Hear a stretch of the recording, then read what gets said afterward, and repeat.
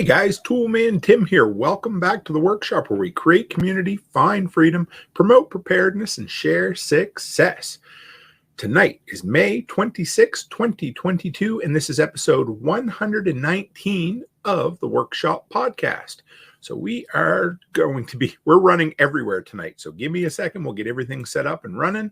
We want to make sure that we don't have anything going on in the background. There we go. All right. So tonight we're going to do a community Q&A session. So I've got a bunch of Q&A questions and I'm going to give you answers that I've pulled from across social media and we're going to answer them. Plus, if you guys bring your questions with you, all the better.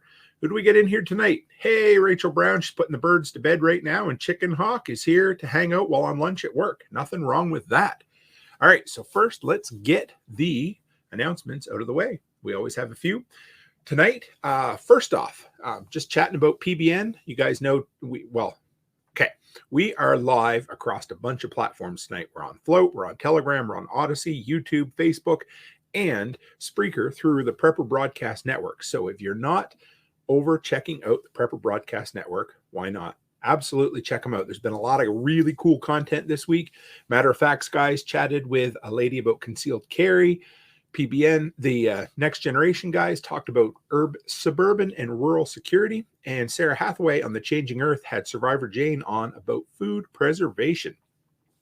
So drop by, become a member, help support James and all of us fellow creators over there. It's a really cool place. Number two, I am now an affiliate for Coast Flashlights, which is really kind of cool. So I reached out to a few companies that I respect, companies that I use their products, and Coast got back to me and said, we'd absolutely love you to represent our flashlights. So today's tool is actually the FL80. It's a 615 lumen headlamp. That has been my go-to that I've recommended for a few years. Always had an Amazon affiliate link. Now you'll see in the pinned comment and in the description, it is now a straight up Coast affiliate link. So it's kind of cool. Big deal for me. I was quite excited. I got a few flashlights coming. We're going to try them out and give an honest review of what we think and how they're going. But anyway, I thought you guys would like to hear that. And the really, really extra cool announcement tonight, I'm quite excited to mention, is it looks like I will be at Self-Reliance Festival in October. So I'm going to make a whirlwind trip. I'm going to Prepper Camp in North Carolina the last weekend of September, and it looks like Self-Reliance Festival is going to be the first weekend in October. So I'm going to go to both, and yeah, I'm kind of excited. I guess I'm going to be speaking at both. I hope I'm not letting the cat out of the bag yet, but I can't wait. Lots of opportunities to meet up in person.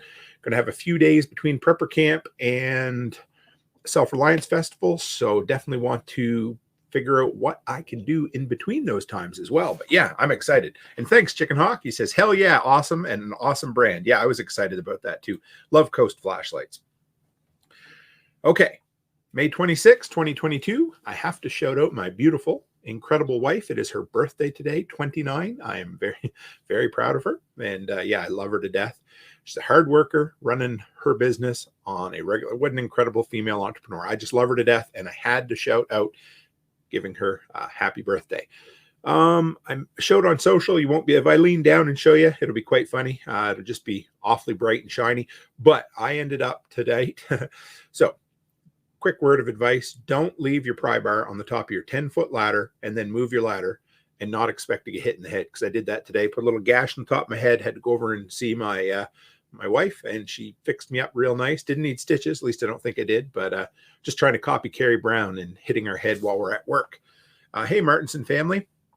Okay, from there, something else really cool happened this week. I don't know who sent me this stuff. So if it was you, thank you. It was a huge surprise. It showed up. It came directly from Amazon, so there was no note in the paperwork, nothing like that. It just said to Toolman Tim. Obviously, they pulled my address off of my YouTube channel, but I got to show you guys what showed up in the mail today. And if it was one of you viewers, I am blown away. So thank you. They're all really cool DeWalt aftermarket products. So third-party stuff that interacts with DeWalt batteries. So check this out. Number one, this, and for you guys on the audio, I'm sorry, but this is a cordless glue gun that DeWalt batteries will run on. There's that. So that showed up. This cool little, this is very similar to another one I have. I cannot wait to test it out. This is a little 200 watt power inverter. DeWalt battery goes right there, clicks in, feels nice and heavy, all made of metal. They're all MELLIF, MELLIF tools, which is really kind of cool. And this one is the one I'm really excited about. Check this thing out. So this is like, it looks like a heavy duty work light. I haven't tested anything. I just pulled them out of the box tonight to show you.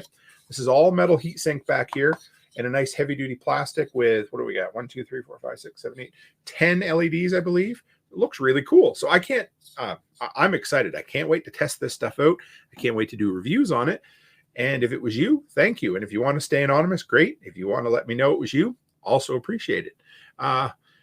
Chris says, any head injury on us is bound to be minor. Ain't that the truth? Doesn't really bother us, eh?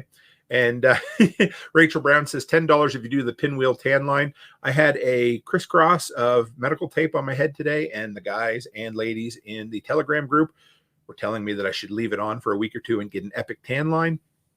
And then they offered to give me $1,000 Canadian or $10 US. They're about the same, to rotate it on a regular basis to give myself a nice pinwheel. Anyway, not going to happen, but I thought it was pretty funny. So where are we going to head from here?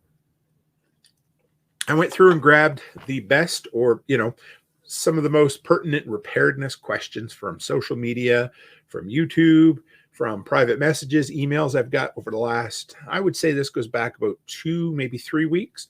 And I figured it was time we did another one of these episodes. So if you're listening live and you want to share questions, go ahead. I will try to pay attention to them. We'll definitely save them for the end.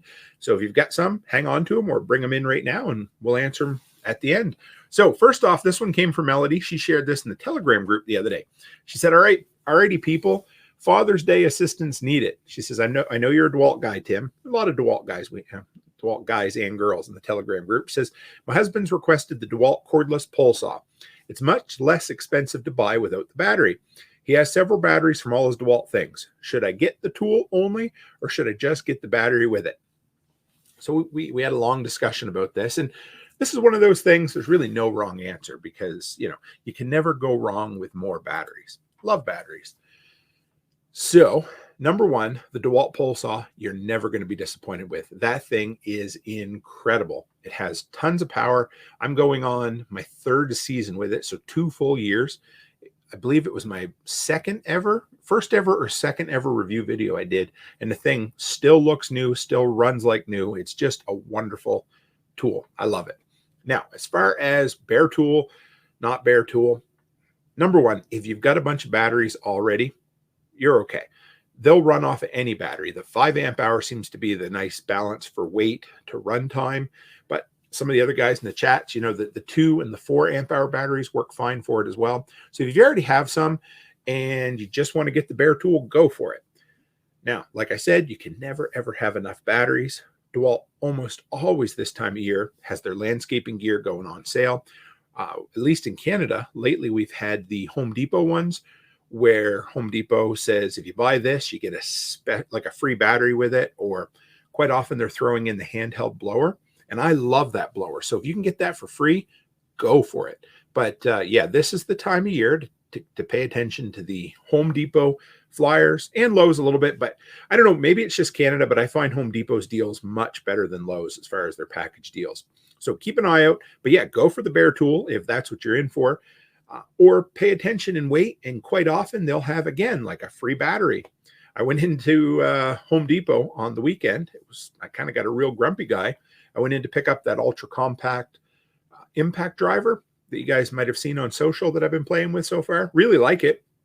Anyway, I asked the guy, I said, you get any deals on your power stack batteries? And he's like, I wouldn't expect that. I'm like, well, what do you mean? He goes, you're not going to see deals on that for a year or two. He said, they're brand new. And I'm like, dude, you've already had sales on them. I've bought them on sale in package deals already. He's like, oh, no, you didn't. I said, okay. Nothing like going into a store and being called a liar from the people working behind the counter. But I wasn't going to get in an argument with him. But yeah, so, hey, there we are. The Lots Project. Brian's in here. Nice to have you, bud.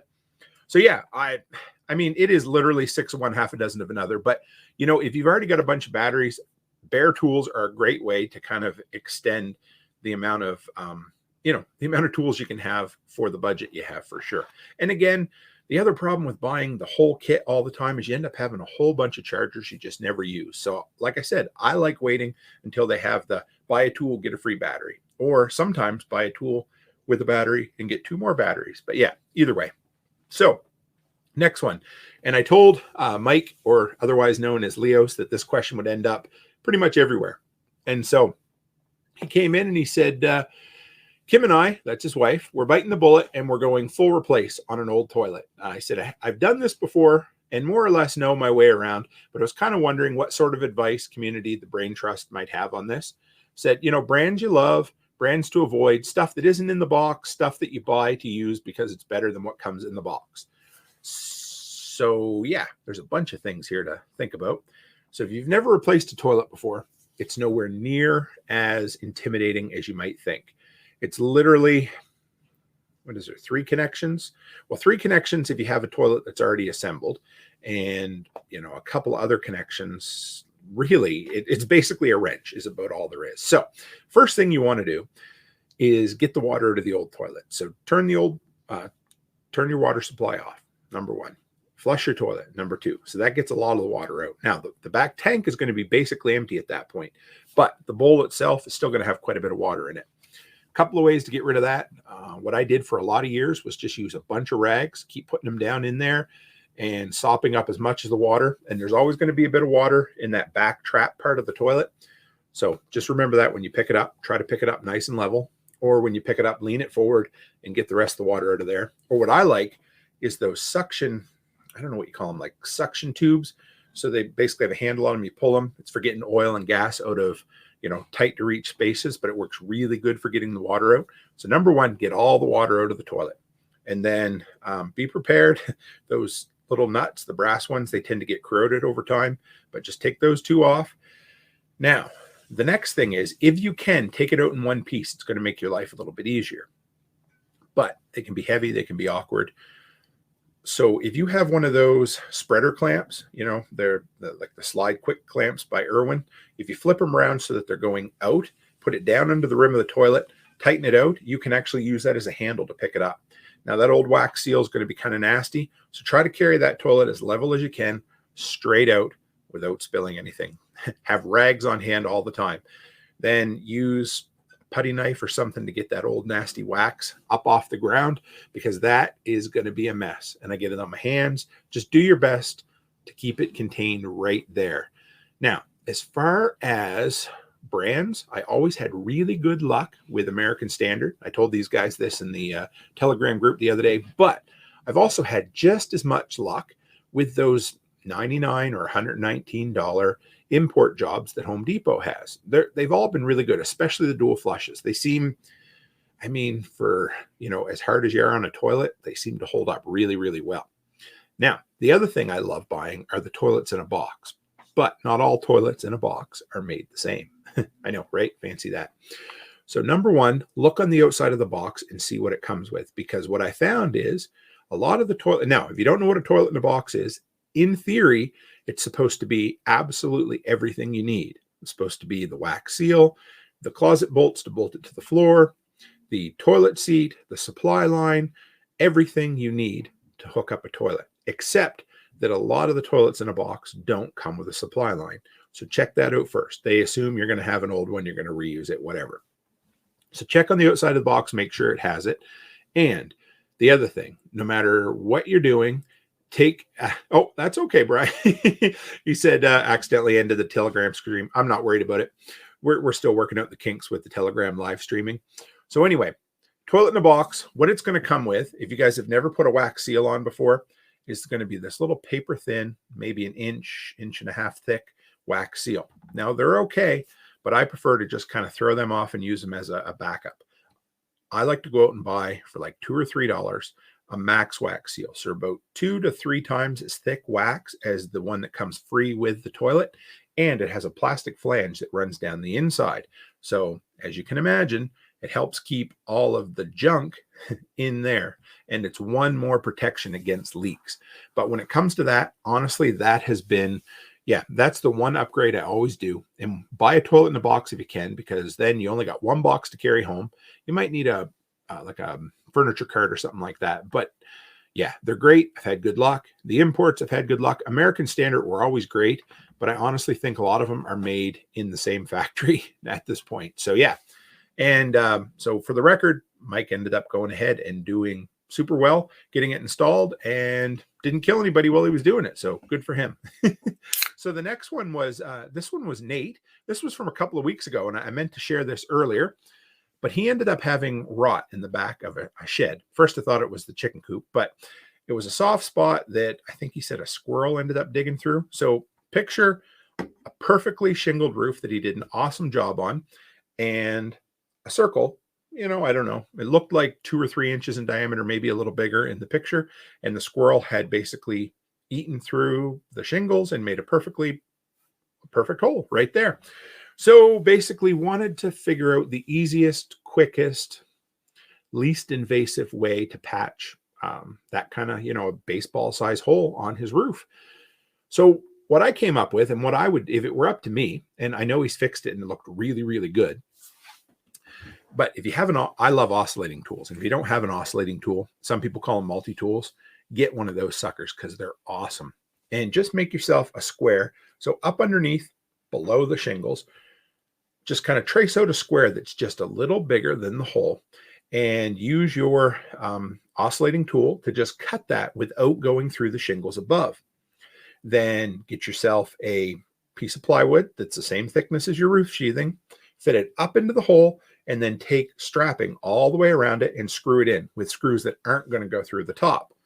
So then you've got at least the plywood reinforced. So you cut out all the old rotten, got a new piece of plywood in there, and then it's shoved up and held into place with screws and strapping. Now on the top, it really depends on how fancy you want to be. But if it were just an old shed for me, I would just take and roof tar right over that hole. I probably wouldn't even I wouldn't even bother cutting a little piece of shingle out to fit it in there, because it's probably not worth it. And you might create more drama or problems than you want. Now, honestly, I just use what they call plastic cement, which is the cheapest roof and tar out there, and it works great. And as long as it's not going to be super cold when you're applying it, that's all you need. Now, there is some, if you want to get a little fancier, they have like kitty hair in it, like fiberglass mesh.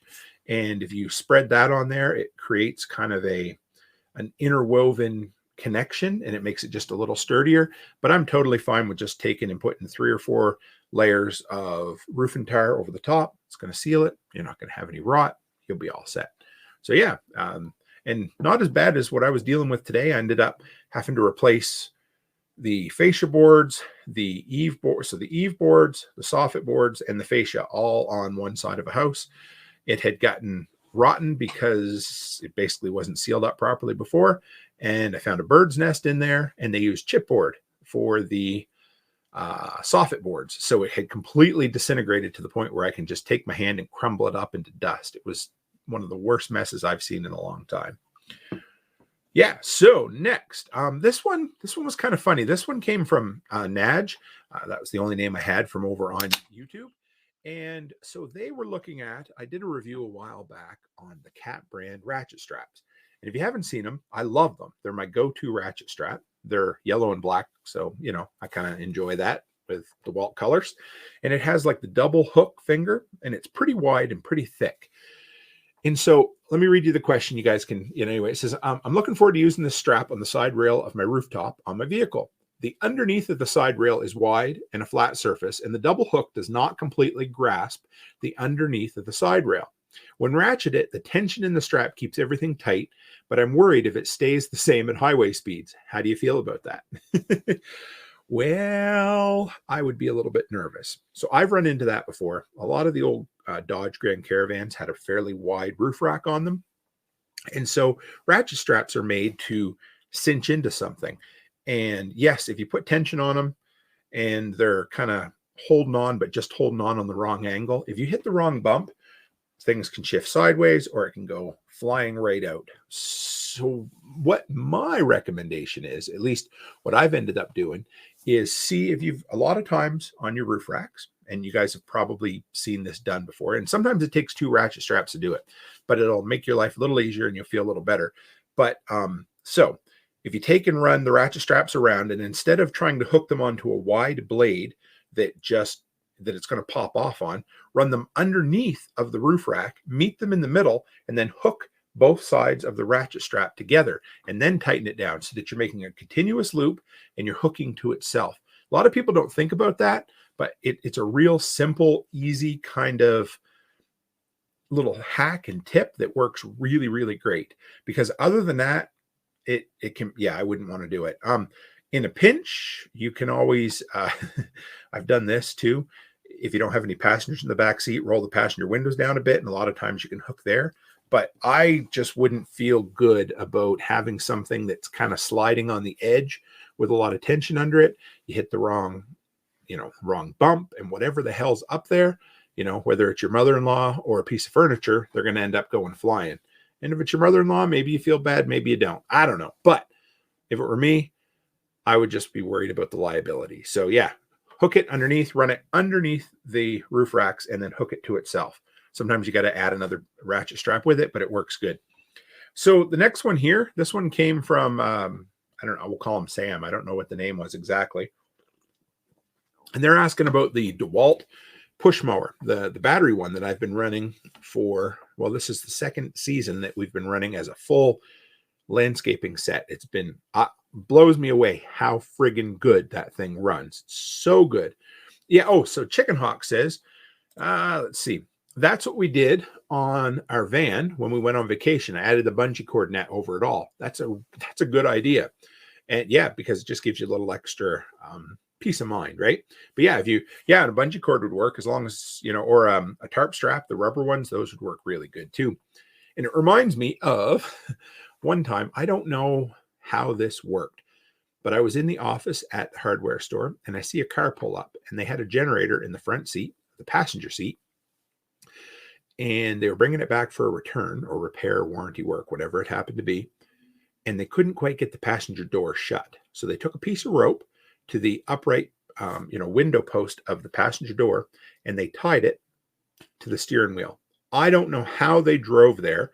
I have no idea how they did it, because as soon as you try to move your steering wheel, the door is going to flop in and out. Anyway, they pulled up like that. I don't know how they did it. Anyway, some strange things you end up seeing over the years. So next one. Oh yeah, sorry. So self-propelled versus push battery mower. Now, a lot of people, for me, runtime is king. So with the push mower, you get 75 minutes of runtime. With the walk behind mower, you get about 60. They have the 2 10-amp-hour batteries, and they're awesome. Now, for me, like I said, runtime is king. So I want those extra 15 minutes because I was until I've hired my son to do most of this, but 5 or 6 lawns at a time, and we want to get as much runtime as we can. Now, if you are doing just a single little like 1/4 acre or less lot, and that's all you're doing each week, and you want to be able to walk behind it without pushing, then yeah, go for it. But on battery, any of these battery powered things, you want to get as much runtime as you can. And if you go self-propelled, you're going to end up losing, I think, about 15%, maybe 20% of actual runtime. So it's up to you. If it's a single lawn that runtime's never going to be a consideration, then go for the self-propelled. But if you think you're going to be doing multiple lawns and that sort of thing, then stick with the walk behind. And what I love, the DeWalt at least has those great big tires on them. They push really easy. It's about 75 pounds with the batteries on it, and the thing pushes like a dream. So yeah, I have no issues. Now, I mean, if somebody's getting a little older, a little infirmed, then maybe they do want the self-propelled. But yeah, for me, runtime is where I'm at. Next question. This was from Dimitri's, and they wanted to know, how long can I run a generator without turning it off? So there's the right answer, and then there's the practical answer. But few things actually. So guess number one is it depends on what type of fuel you're running in the generator. So if it's gas, you're going to be able to get 8 to 10 hours out of a tank, perhaps. Now, the other thing, and this is important, is Chicken Hawk says yes. Okay, guys, we got a bunch of comedians in the audience tonight. Brian says until it runs out of fuel. And Chicken Hawk says until it stops running. Yes. So that's the short answer. If you're on gas, you're going to get about 8 hours. But I don't think that was exactly the question. Well, okay. Number one, if you live dangerous and you fill up your generator with gas while it's hot and while it's running, I can't say I haven't done that in the past, but I don't do that anymore because there, as Brian can attest, there are very many dangers when it comes to gasoline. So you really should let your generator stop, let it cool down, then fill it up so that you're not spilling gas on some kind of hot thing and you have a flame up. Now, if you are running it hot shot that baby, Brian says, yeah, absolutely. Now, if you're running it on natural gas, I did some digging on this just to see if it was okay. And Furman said, you are only limited by the amount of hours in runtime due for your next oil change. So with the Furman, for instance, you'll get 50 hours for the first oil change and then every 100 after that. So in theory, if you don't care about running something for 100 hours straight, then you could get, what would that be? 24, basically 4 days of runtime before you had to stop it and change out the oil. So there you go. Not ideal, but yeah, if you're hooked into natural gas, run the sucker until it needs an oil change. But don't be surprised if that shortens the life because you are putting a lot of stress on that motor. And the guys in the chat say you can only do that while smoking a cigarette and talking on your phone, and hopefully creating some kind of static electricity too. Anything like that, just something to really charge up your day. Now, this next one came from Paul, and we had a few kind of entry-level generator questions this time, but I wanted to get them out there because there's always a lot of people that are new to the channel and to the podcast. This one, Paul wanted to know, can I run my generator in bad weather, rain or snow? Because I literally have no place to store this. Now, okay, generators, for the most part, are designed to be in bad weather because they're designed to run power when the power's out. But what I would recommend, this is so hard without knowing what your situation is. I'll give you an answer and it may or may not pertain completely to your situation. But the thing that I love is the Gen Tent. If you guys saw it a while back, I did a review on it. Now, the downside is the damn thing's expensive. It's like $200, $250 for a portable tent that mounts on your generator. But what's good about it is you don't need to have, don't leave the dust cover on it, Brian says. Yeah, you're absolutely right. And Rachel says, I might need a drink for all this silliness. Yeah, so if you don't have a place to store it, well, here's the other thing. You got to keep it out of the weather to begin with. So keep a dust cover or a tarp around it when it's not running. But if you've got rain and snow and you want to run it and you don't have, a covered area to run it in because you just don't have space or the money, look at a Gen Tent. Those are great. They're good for hurricane strength winds. They're good for like 18 inches of snow. They're good for rain. And what they do is they put a peak tent on the top of the generator. So the snow, kind of falls off to the sides, works great. It has a kind of an opening flap to fill up with gas. It has a see-through flap to cover all of your electronics. And they have done independent third-party testing as far as rain, wind, snow, and dust. And the thing works great. So yeah, that honestly is probably your only option unless you decide you want to get yourself like one of those Rubbermaid storage bins or deck boxes that open up from the front. There's a lot of really good plans. If I can find the time, maybe this fall, I'd like to build one, but you can make it kind of soundproof. Just make sure you're using, fire retardant material. But if you can build something like that, maybe you can then use it as a storage and then open it up a bit when you want to run it. I don't know, but the Gen Tent to me seems to be the answer. It is a little expensive. So if you want to run a generator outdoor in the bad weather, that's about the way to do it for sure. Jason M was talking about inverters. He saw that I had an inverter in my vehicle for plugging in my DeWalt charger and wanted to know, was it hardwired? Did it come from the factory? All of that. So mine, it's all I have is an AC plug that came from the factory in the dash of my Dodge.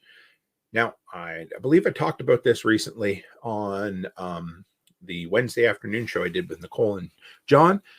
But you need to pay attention. Usually they'll list the maximum wattage on those plugs. And if they go over it, they're just going to kick out and not work properly. So keep an eye on that because mine's only 150. So I have a 4-port DeWalt charger I use. I can only charge one battery at a time in it. If I go over that, it resets. Then I have to unplug it, give it a minute, plug it back in. But you don't want to end up wrecking it and, popping a fuse or something like that. So number one, pay attention to the wattage on there and don't exceed it because you're going to have a bad day. The least problem you're going to end up running into is that you're going to end up with it just not running. That's it. So you plug it in. You're like, yes, I'm going to have charged up batteries. You leave the truck running for an hour while you go and work. You come back, nothing. Worse than that, you might blow a fuse. So just pay attention. If you want something that'll run like a 1500 watt regular old household plug, then you're going to need to hardwire a much bigger inverter or get some of the newer vehicles that have them built in under the hood. And then, as best you can, come back and run a nice outlet in your dash or find a spot to put it. But yeah, absolutely the way it is. Hey, Dan, how are you? Just figured out that I can send messages here. IR Smart. We're proud of you, buddy. Good to have you. No, it's nice to have him. So next, this one is from Rick Snodgrass. And they want to know about stable. They actually want to know about PRI-G. And if you guys have heard me talk about that in the past, I love it. It seems to be my go-to. Well, it has been my go-to fuel stabilizer for a few years now. A few months. Geez, getting ahead of myself, guys. Sorry about that. So far, so good. But really, I've based it on the claims of the company. And again, they've had independent third parties verify their claims.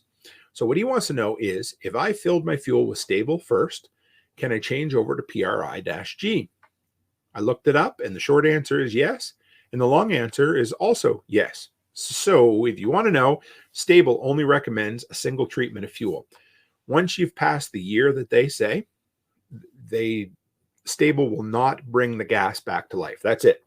So once you've done a year, you got to use the gas or it starts going old. PRI-G, that you can use infinitely. So if you treat your gas once a year, every year, your gas will basically stay fresh to infinity. Now, if you put stable in it and you've gone a whole year, then yeah, you can add PRI-G and keep your fuel going infinitely. So yeah, if you were stuck on stable before and now you want to switch over to a better product, yes, PRI-G, the company actually says go ahead and do it. So here's another one. I'm going to do a video on this, guys, coming up. But I got a message from Jack the other day, an email from Jack Spirko. You guys will know him. Obviously, most of you do anyway. And he said he got the the upgraded head for the DeWalt trimmer that I recommended, and it wobbled quite bad. And then a day or two before he sent me that, I got another message from somebody on YouTube that said, hey, just bought the trimmer head that you recommended, and it doesn't fit the trimmer. And then I blew up one of my trimmers not too long ago, and I got another trimmer, and they have now changed the design in the DeWalt. This is the DeWalt 20-volt weed whippers. I love them. Weed trimmers, whippersnippers, weed whippers, whatever you want to call them. Anyway, they're great, but they have changed it. And I don't know if they've recessed the hole a little bit. So what was the one I read? Anyway, I want to say the Husqvarna. So it's the T35 Husqvarna head, I believe, is the only one that works now on those. They used to have 2 or 3 in there for recommendation. I'm going to do an upgraded 2022 video, but for whatever reason, they decided to change it, either to be smart or maybe they saw my video and decided no, I'm just kidding. But yeah, so yeah, keep an eye. The only one, whippersnapper. Yeah, Dan likes that. The Husqvarna head is the only one out of the recommended heads that I recommended in the past that now work on the slightly modified DeWalt weed whipper. Don't know why. That's just what they do. What else did I have? Oh yeah. So if you guys noticed, I don't know, a week and a half ago now, my podcast was off of Apple Podcasts for an entire week. It wasn't due to any kind of weird censorship or getting in trouble or anything like that. It was just a stupid error. And I wanted to share it with you guys to let you know what ended up happening. So I got some serious help from some serious people who will remain unnamed behind the scenes. They helped me. And then I put in a request to Apple I don't know, tech support, whatever. And it took almost a week, but they ended up figuring out what part of the problem was. So if you are starting a podcast, or if you have a podcast, and I do not know why this is an issue, but your logo needs to be 3,000 pixels by 3,000 pixels. You can go a little smaller, but Apple prefers it. Mine was like 400 by 400. Wasn't a problem for 115 episodes. And all of a sudden on episode 116, Apple said, nope, no more. We are not going to run your stuff. And it just stopped loading. And there was no warning, no email saying, hey, we have a problem. Just the RSS feed stopped communicating with Apple. I went through my server, which is Anchor, and they're like, yep, no problem. It's all working on our end. You need to call Apple. So I'd call Apple and they'd say, well, we can't help you. Talk to Anchor. Back and forth I went until I eventually figured it out. Well, I didn't. No, don't take credit for that, Tim. So Apple helped fix it. I ended up manually updating that image for every single episode, and it cleared itself up. So if you're ever wondering if you have a problem with that, it turned out Jack had it, and then Jack helped point me in another direction, talked to a guy. He helped me. Oh, it was all, yeah. Chris Dixon says Apple needs a kick in the apples. Yeah, it just makes no sense at all. But here's something kind of cool. I ended up losing an entire week's worth of stats from Apple. Basically, the 3 episodes that were released during that week didn't get near the listens because Apple seems to be, I thought about half, seems to be about a third of my listenership. But in the last 2 weeks, we just had the biggest, once again, 2-week week over week growth in my podcast. So thank you guys. This is awesome. I set a goal to have 1,000 listeners per episode by the end of the year. And last week's How I Became a Prepper, thanks to the Prepper Broadcast Network and a bunch of others, we ended up just over 1,000 listens in the last 7 days. So thank you guys. I love it. And just on the audio end of things, we're getting, well, anyway, I'll just put it out there.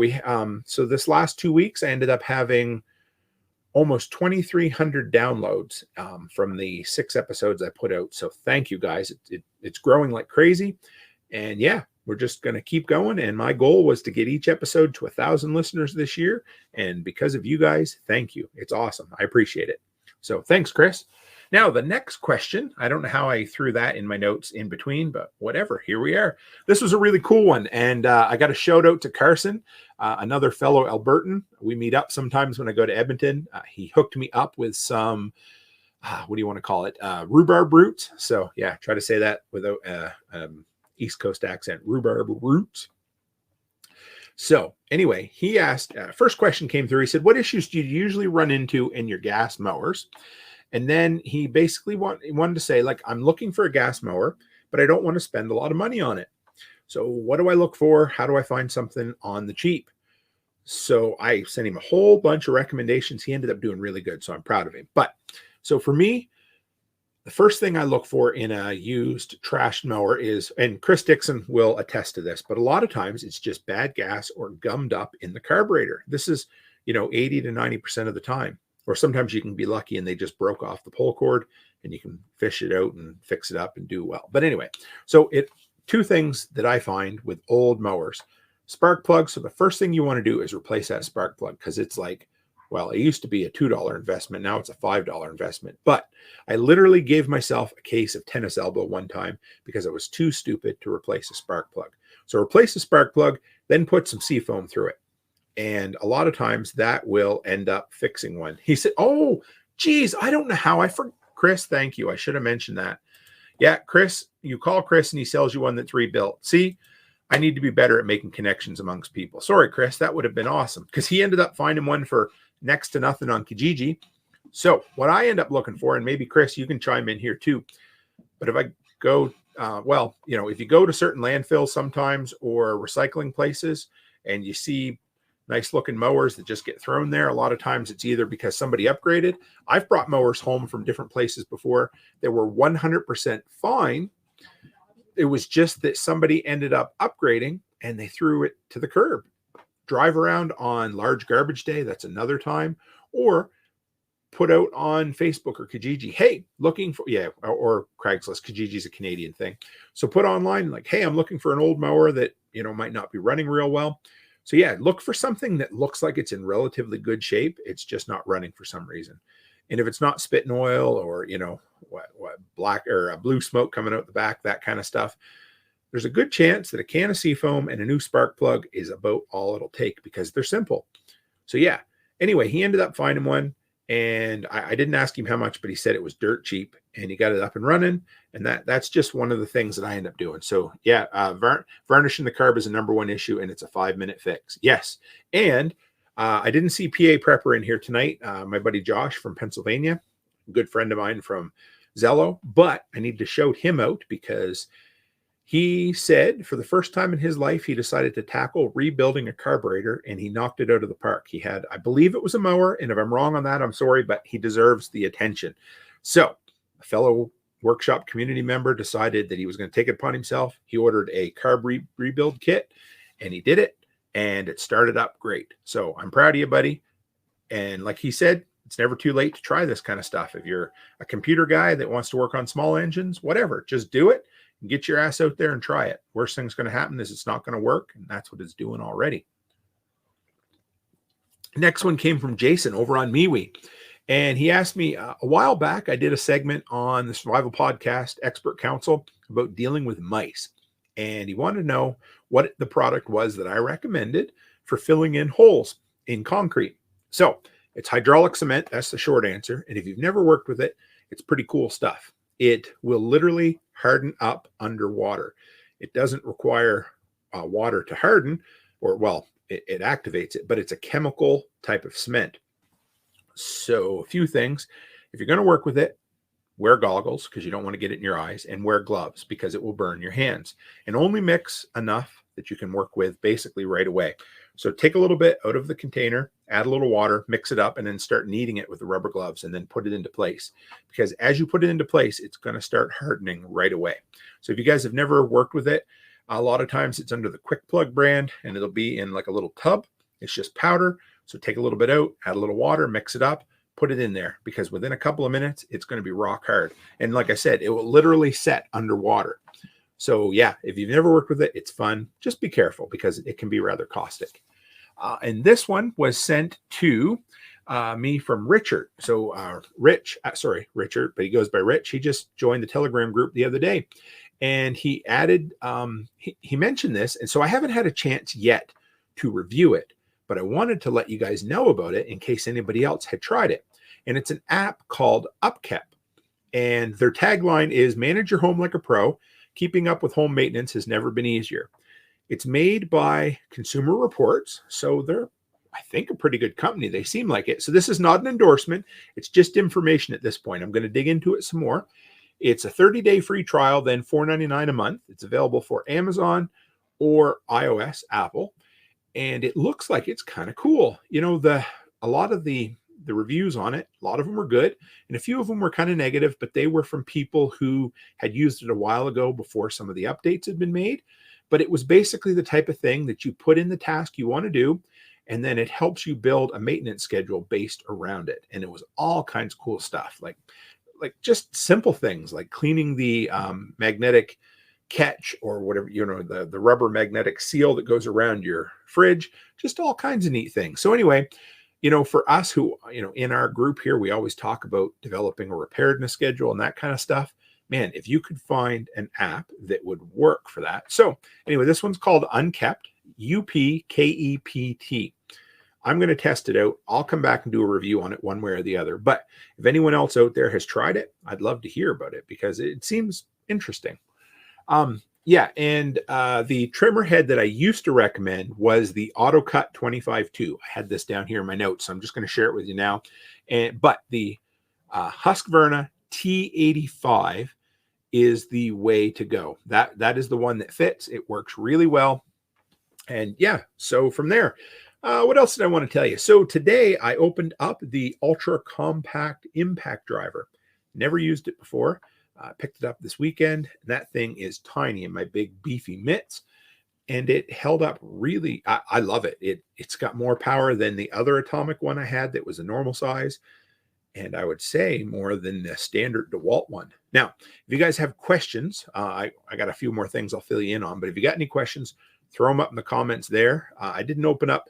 Float seems to be working better now, so if anybody's watching over on Float, thank you. They're trying to get the last of the bugs worked out with this. What do you want to call it? They upgraded from the trial, not the trial, I think from the beta version. Anyway, this is their new version. It's working well, but they've had a hell of a time with the live streaming. So if you haven't been over there, anyway, I hope it comes around because I love Float. It works really good. So yeah, what have I tried? I've picked up, I might as well fill you in on a few tools I picked up. Oh, Dan says part number, please. Is that for the, are we talking about the ultra compact impact driver? Because if it is, I'll have to look it up and I will share it in the Telegram group later on because it's pretty cool. It's tiny. It's about half as deep as the standard one. I got to put it on a scale. I'm going to do a comparison video with the three of them just to see how well. I would have liked to have had it working on the covered deck so far, but I'm going to use it where I can. What else have I picked up? I had a bunch of tools come in recently. The other one, if you guys haven't seen it, is the quick drive system. It is, yes, put it up here, Dan, because I had to close Telegram because it was playing in the background. I had a question about batteries, and I will see if I can get Telegram back up here. I think it'll stop because Brian killed it, the stream earlier, so I'm just razzing him, busting his balls a little bit. Here we are. So let's bring it up for you. And the workshop. There we go. Okay. So he said, I'm notorious for leaving drills, etc. on my... Oh, yeah, no, that's the other one. Avoid the hit. Yeah, just bring it over here, Dan, if you don't mind. And then I will have to... Yeah, because it's not showing up in here. I must have missed it. Oh, there we go. Okay. So what is the difference between a DeWalt 60-volt 6 amp hour and a 20-volt 6 amp hour? Okay, so see if I can explain this because I did know this. So if it's 60 volt at 6 amp hour, then when it's a 20 volt, it is, I have to divide it. Oh man, I can't remember how that works. So basically the amp, yeah. So the 6 amp hour, if I remember this correctly, and I might have to fill you in, I'll do a little research afterwards. The 6 amp hour is at 20 volts, I believe. And at 60 volts, it's only a 2 amp hour. I believe that's how it goes because that's, of course, how they rate them. Because if you look at the Flex Volt 60 volt, and you're going to get more power because it pulls it out quicker. But if you look at say a 5 or 6 amp hour 20 volt battery and a 60 volt battery, they're almost identical. It's just in the way the cells are wired together. So you can get that extra power out of the Flex Volt. But yeah, the runtime, the capacity in both 6 amp hour batteries are the same. They just kind of play with the numbers in the way they show it. But I'll do a little more digging so I can give you a little more scientific breakdown of that. I've done it in a couple of videos before, but I just had some trouble. Oh, and there was another question earlier over in PBN. It was a really cool question. The person was looking at a cordless chainsaw versus a corded chainsaw versus a gas chainsaw. And they were basically interested in wondering, so what way should I go? And so, of course, there's merits to all three. I'm not a big fan of a plug-in chainsaw, period, because pretty much anything that has a blade and has a power cord, I am good at cutting through it. Look at the original hedge trimmer that I bought. Anyway, so I love cordless. So the first question I asked him was, are you already on a brand of battery? Because yeah, there's a few of them out there, and they were using, I think it was the Ryobi. Anyway, so there's Ryobi, Ego, DeWalt, and Milwaukee are all really good cordless chainsaws. Now, I've only used the DeWalt one, but I've talked to other people that have used all the others, and they're great. So if you're already on a battery platform, that's the first consideration. What platform do you use? Because why the hell would you buy a new platform unless you're crazy like me and you decide you want to try some Harbor Freight stuff out too, right? Now, the next thing is, how much wood do you cut in a year? Now, if you're cutting 10 to 12 cord of firewood every single year like we used to, then yeah, you're going to need a gas-powered chainsaw because the battery just isn't going to cut it. Now, if you're maybe cutting a half cord or a cord every year, Yeah, Rachel says chainsaw is a good reason to wear safety-toed shoes. Yes, don't wear flip-flops. You're going to end up having a bad day. So yeah, number one, what kind of batteries are you using? How much wood are you cutting? So if you're not cutting a whole lot, if you're just doing some trimming around the yard, maybe you want to have a chainsaw on hand just in case a hurricane comes through. Now, okay, the downside is, yeah, he said gas, it's like milk crates. Yeah, so gas chainsaws are great. They're absolutely, like I said, the downside, if you're not cutting a lot of wood, they need a lot of babying. And there's nothing worse than a chainsaw that's set around for a while to try to get it started afterwards. So for me, like, I love my still gas chainsaw. I'm never going to get rid of it, but I haven't run it in a few years because I bought that 60 volt DeWalt. And if Chicken Hawk, he's probably gone back to work by now, but Chicken Hawk loves his 20 volt. And that looks like a mean chainsaw for the size of it. They work great. I was able to get as much use out of it and as much cutting as I do. But yeah, if you're only cutting, like, say, a cord a year for some stove wood, that kind of thing, then I think you're foolish not to go with a battery. But that's just me. I love the cordless DeWalt stuff.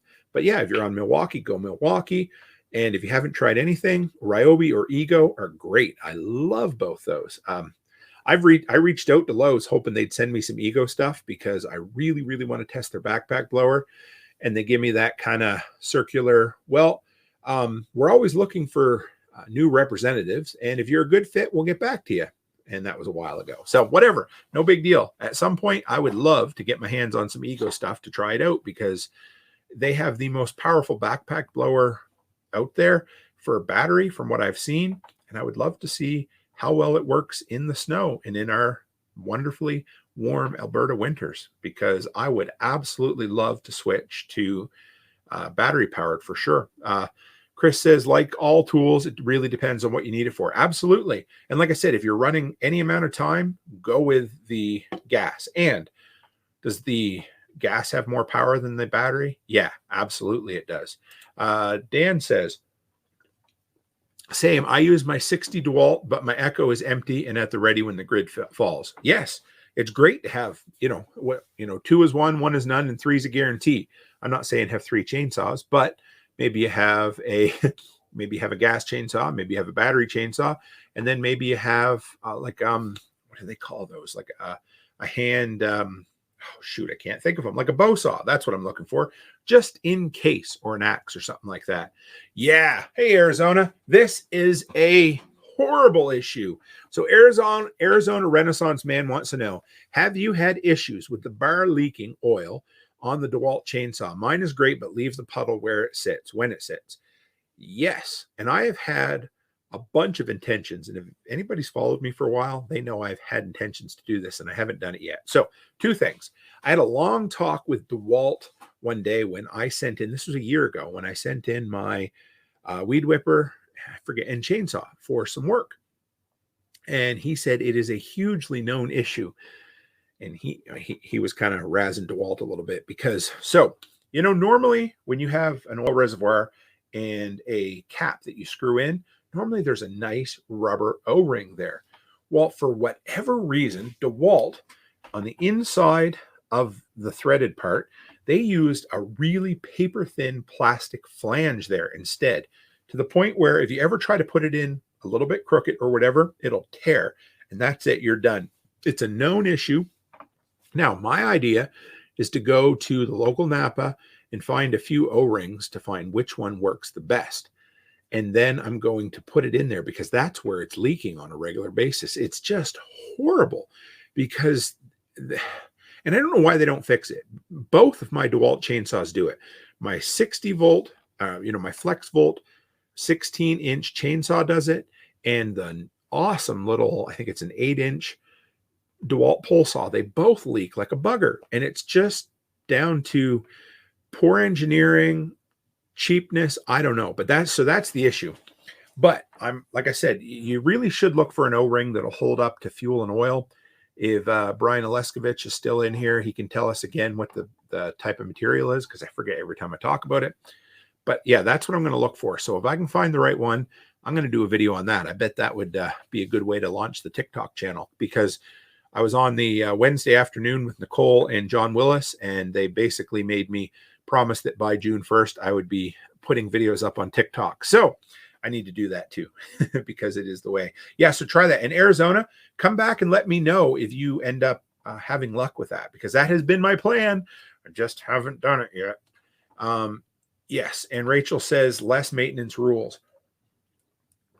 For me, the slight power decrease in batteries is worth all of the benefits. I mean, no noise, no fumes, no heat, no smell on your clothes, no mixing oil, no spilling gas, no gummed up engines, no need to winterize in the winter and then de-winterize in the spring. It's just awesome. It's faster to refill. So, figure how long it takes you to refuel whatever it is, a minute, 2 minutes. I timed it a couple times, and well, if you got a battery, just slap it on, slap it, and then slide it in. That's all there is to it. So yeah, I'm a huge fan. And that's why I've gone that way, because again, when you live in Alberta, where 6 months of the year, the weather can kill you. Well, not 6 months of the year, but it's shitty weather where we're not doing a lot of outdoor work. For me, I was just spending so much time getting my stuff ready to put away and then getting it ready to come back out that it was way better to go with the battery. And Chicken Hawk says, watching on the clock now, and a sharp chain can make up for some power loss. Yes, that's a good point, my friend. So either learn how to do it yourself, or I don't know, get it sharpened. So here's the thing. I've had a lot of conversations with a lot of people. I've never really learned how to properly sharpen a chainsaw blade. I spent a lot of time trying to learn with those little bastard files, because that's the name of them, and they're a bastard trying to learn how to use them. And for me, I think it's like $5 each time I go and get my chain sharpened. So I'll have 2 or 3 chains on hand.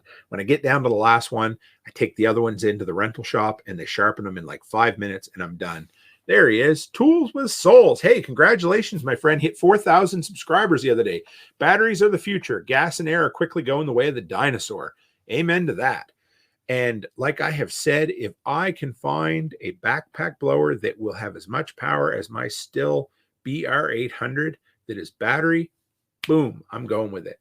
That if you guys watched my video a little while ago on YouTubers, what did we call it? DIY YouTubers, or tool YouTubers that I like. Anyway, Blades of Grass. He's a guy down in Georgia that runs a landscaping business. He has started going with maybe the Ryobi or the Ego push mower. It runs on battery. He's able to start mowing at 6:30 in the morning because those things make literally no noise at all. It's awesome. So yeah, that's one of my favorite things. You're not annoying the neighbors. And when I get done, I don't smell like a friggin' gas tank either. And yeah, that I'm proud of you, Souls, man. You are running away with it. It's going good. But yeah, you're absolutely right, my friend. Batteries are the future. And whether we like it or not, they're coming. I mean, I do not agree with the government forcing it. We all know that. We'll see how well that's going to work out for California, because that just creates all kinds of new problems. But if you let the market dictate it, I'm a big fan of battery. And this is coming from a guy that a few years ago thought, okay, well, when I first started my landscaping business, I invested in all Stihl gas-powered equipment, thinking that was the way to go. And I gradually upgraded and moved over to all DeWalt battery. And a few years before that, I was the type of guy who said, I'm not going cordless with my tools. I want the reliability of the plug-in, because they always had more power. Then we got the Makita lithium-ion drill at work, and I was like, holy crap, this is incredible. And then I started seeing even just the little, 6 1/4, 6.5 inch DeWalt circular saw I have. That thing's awesome. That's all I need for ripping plywood. So yeah, their batteries are absolutely the future, and they're going to be. And cars are going that way too, whether we like it or not. And I would absolutely love to have an electric car. And if somebody knows, here's another thing. If somebody knows an expert on electric vehicles, I would love to have someone on the show to pick their brain, to talk about preparedness and everything that goes into living with an electric vehicle, because there are going to be new challenges with that. I don't know. It is what it is. And the other thing, so if you've got, like Chicken Hawk, for instance, got a bunch of solar panels, or anybody has a few solar panels, what I love about that is that's infinite energy, kind of. I mean, can the stuff break down? Yes. But if you're running a generator to charge something, you can only store so much gas. And if we end up, if it ended up being a horrible situation where the power grid went down for months and you had to live off of your absolutely backed up, whatever fuel supply you had on hand, you are going to be shitting bricks pretty quick, because no matter how much fuel you have up, it's going to run out. But solar, hey, if you want to run anything and everything off of solar, it's always there. And, if it's a cloudy day, okay. But within reason, it's an infinite kind of power supply, and I like it. Does it require upkeep? Yes. And Sol says electric vehicle hooked up to solar will work. John Bush from Exit and Build, he does a bunch of things. I know he has a Tesla with a couple of Tesla power walls, and he's charging that way. So, is it perfect? No, it's not perfect, but it's really kind of the future for sure. BFKC just got a Milwaukee M18 hedge trimmer. No more $50 trips to the repair shop for poorly winterized equipment. A1 with that. I am excited. I love it. Yes, because you know what? Even a guy, whatever, I'm not going to toot my own horn because I've screwed up a bunch of times, but my backpack blower a couple of years ago, I thought didn't winterize it, but I thought I stored it away properly in the summertime, and it ended up being a gummed up carburetor. It's just the money. And yes, it's always $50 every time you get it serviced. I went in one time, they're like, you were mixing your gas too rich and it gummed up the carburetor. So we sprayed it out. Now you're good. $50, right? So yeah, oh man, stuff like hedge trimmers, you're crazy not to go with the battery now because the power is really good. So Arizona Renaissance Man says, I think the biggest problem with electric cars is the recharge time on a long road trip. You're not wrong at this point, for sure. I see a few things coming. Number one, so I'm probably an idiot for saying this. I just don't know why they don't have modular batteries and maybe it would just be not feasible whatsoever. But I mean, literally, if we want to run our DeWalt tools, and I know this is much more simplistic, right? But if we want to run our DeWalt tools infinitely, we just keep swapping out for a fresh battery. I don't know if they could do it. I'm sure it wouldn't be easy, but you could literally pull up and, if the battery was like a cartridge battery, and I'm sure I'm probably foolish on this, but pull it out and put a new one in. Maybe that's the option. Number two, they've got really quick chargers now that are down to about 15 minutes. Now, when we did our last road trip, a couple of times I kind of paid attention to see how long we would stop. And we're kind of in that 10 to 12 minute range. So 15 minutes isn't too bad.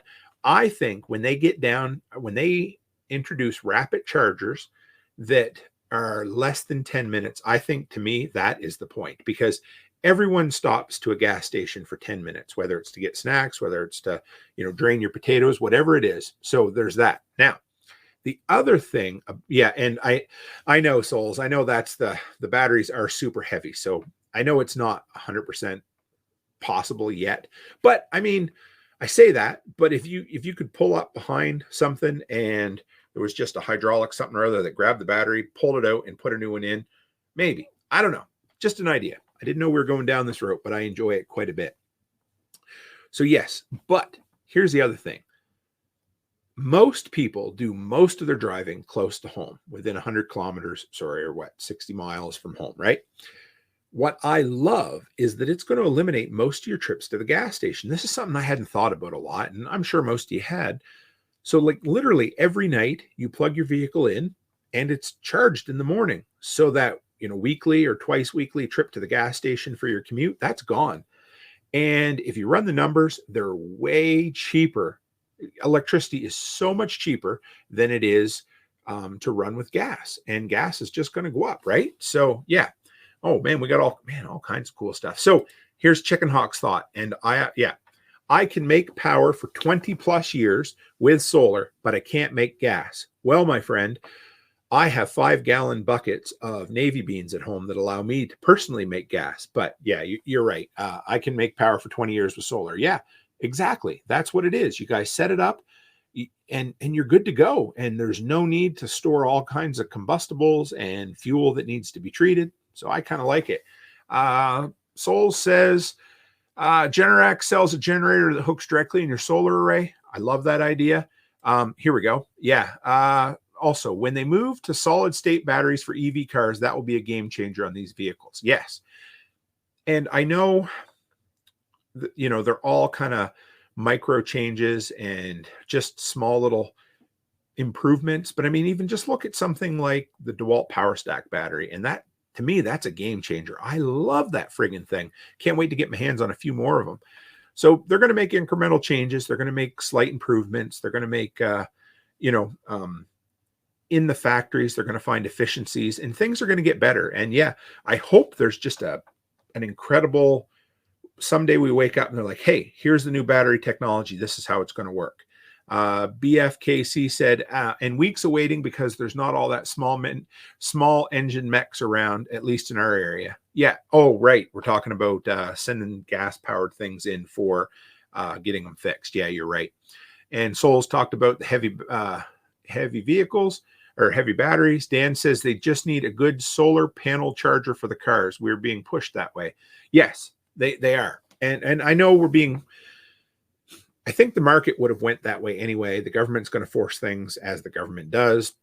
I don't know. Anyway, but I'm a person who lives in oil country and for a lot of years used to just kind of brush off electric vehicles as something the tree huggers were trying to get us to do.